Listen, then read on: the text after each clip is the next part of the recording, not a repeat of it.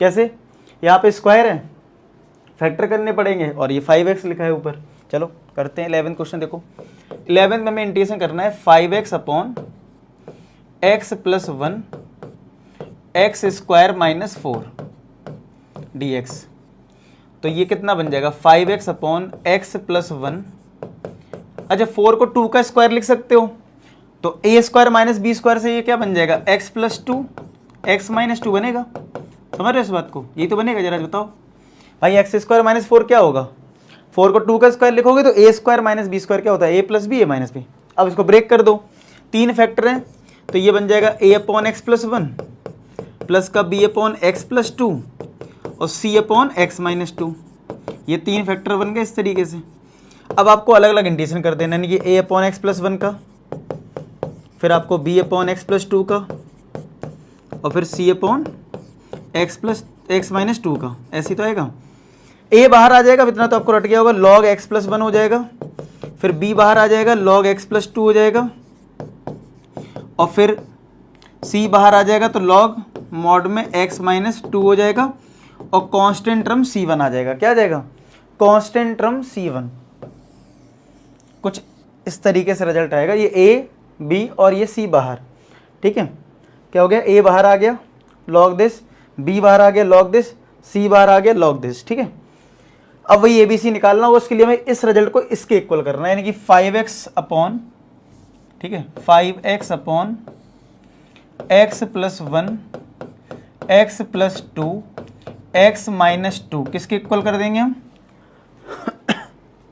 इसके, a upon x plus 1, a upon x plus 1 plus b upon x plus 2 plus c upon x minus 3, x minus 2 not x minus 3, तो x minus 2। चलो अब यहाँ पे LCM लेके simplify करते हैं।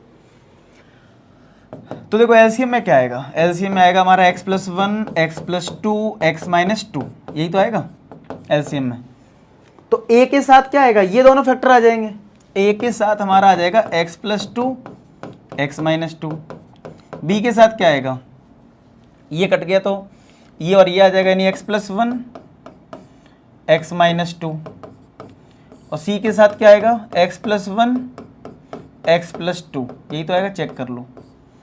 और ये तुम्हारा है 5x upon x plus 1 x plus 2 x minus 2, यहाँ तक चेक करिए। ठीक है आप लोग, और देखो अब तो स्टेप आपको रट गए होंगे, मुझे ऐसा लगता है कि रट जाने चाहिए। ठीक है, आप लोग बताओ कि आपको रटे हैं कि नहीं रटे हैं अभी तक। ठीक है, समझ में आ गया तब तक। चलो ये कैंसिल हो गया, तो यहाँ 5x किसके इक्वल आ जाएगा, a। अब देखो यहाँ पे आइडेंटिटी बन रही है, a plus B A minus B क्या होती है, a square minus B square, X square minus 2 का स्क्वायर, b। इधर मल्टीप्लाई करोगे एक्स स्क्वायर प्लस माइनस का 2x होगा प्लस का x, तो यानी माइनस x बचेगा, और ये माइनस का 2 एक्स स्क्वायर, ये 2x और ये 1x यानी 3x, और 1 का मल्टीप्लाई 2 में करोगे कितना आएगा, 2 आ जाएगा।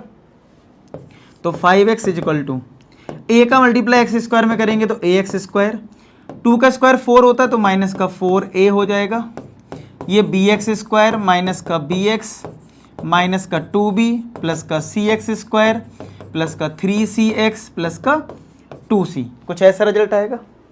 अब एक्स स्क्वायर इसमें भी है, इसमें भी और इसमें भी है, कॉमन लो, तो एक्स स्क्वायर अगर कॉमन ले लिया तो यहाँ पे आया a, यहाँ से आ गया b, और यहाँ से आ गया c, और x का जो टर्म है, x का टर्म देखो कहाँ कहाँ है हमारे पास, एक तो माइनस का b दिख रहा है मुझे, इसमें तो आएगा नहीं, और यहाँ पे 3c दिख रहा है मुझे, और कांस्टेंट टर्म की अगर मैं बात करूँ तो एक तो -4a है, और यहाँ पे -2b है और 2c है, तो चलो 2c को पहले लिख लो पॉजिटिव इसलिए, फिर माइनस का 2b लिख लो, हालांकि सब कोई दिक्कत नहीं है, और ये माइनस का 4a, आप चाहो तो पहले भी लिख सकते थे, ऐसा कोई दिक्कत नहीं है। तो ये 5x, अब इसको 0 कर दोगे क्योंकि यहाँ पे एक्स स्क्वायर का टर्म ही नहीं है, तो a plus B plus C हो गया 0, minus b plus 3c equal to कितना होगा, ये 5 है x का कोफिशिएंट, और ये वाला टर्म भी 0 होगा क्योंकि कांस्टेंट टर्म हमारे पास नहीं है, तो वो भी देख लो, यहाँ पे कोई कांस्टेंट टर्म नहीं है, यहाँ पे हमारे पास कोई कांस्टेंट टर्म नहीं है। ठीक है, तो वो 0 ही रहने वाला है। तो अब बस ही कैसे सॉल्व करोगे, सी निकाल लो सबसे बढ़िया। या एक काम कर सकते हो, ये बी सी में इक्वेशन है, तो हम अगर ए निकाल लें और यहाँ पुट कर दें तो ये भी बी सी में आ जाएगा और यहाँ से बी सी सॉल्व हो जाएगा। क्योंकि देखो अगर सी निकालोगे, फॉर एग्जाम्पल आपने सी निकाल लिया ए बी के टर्म में ना, तो फिर आपने सी को यहाँ भी रखना पड़ेगा, सी को यहाँ भी रखना पड़ेगा। तो बेस्ट क्या रहेगा, ए निकाल लो इस वाले। मतलब देखो ये रट्टा नहीं मारना कि इसको निकालना है, मतलब लॉजिक समझो। अगर आपने यहाँ से सी निकाला तो आपका ए बी में आएगा, तो आपको सी के लिए यहाँ भी रखनी पड़ेगी और यहाँ भी रखनी पड़ेगी, तब जाके आपको दोनों ए बी मिलेंगे। ये ऑलरेडी बी सी में है, तो अगर यहाँ से भी ए को बी सी के फॉर्मेट में निकाल के यहाँ पुट कर दो तो ये बी सी में आ जाएगा कि नहीं आ जाएगा, तो ईजी हो जाएगा ना। तो ए हो जाएगा माइनस का बी माइनस का सी, इसको इस वाले में पुट कर दो तो 2c माइनस 2b माइनस 4, और ए के लिए क्या है minus B minus C equal to 0। तो 2c minus 2b minus minus plus का 4b प्लस का 4c इक्वल टू 0। तो 4b और माइनस 2b तो 2b हो गया, 4c प्लस 2c 6c हो गया इक्वल टू 0। 2 से डिवाइड हो रहा है इसमें, तो b plus 3c equal to 0। चलो इसको यहाँ ले लो, तो b plus 3c equal to 0, add करा b से b कट गया 6c इक्वल टू 5, तो c कितना आ गया 5/6। अब c को पुट करके b निकाल लो यहाँ से, तो b प्लस 3c है, तो b प्लस 3 इंटू सी, सी की कितनी है 5/6 इक्वल टू 0।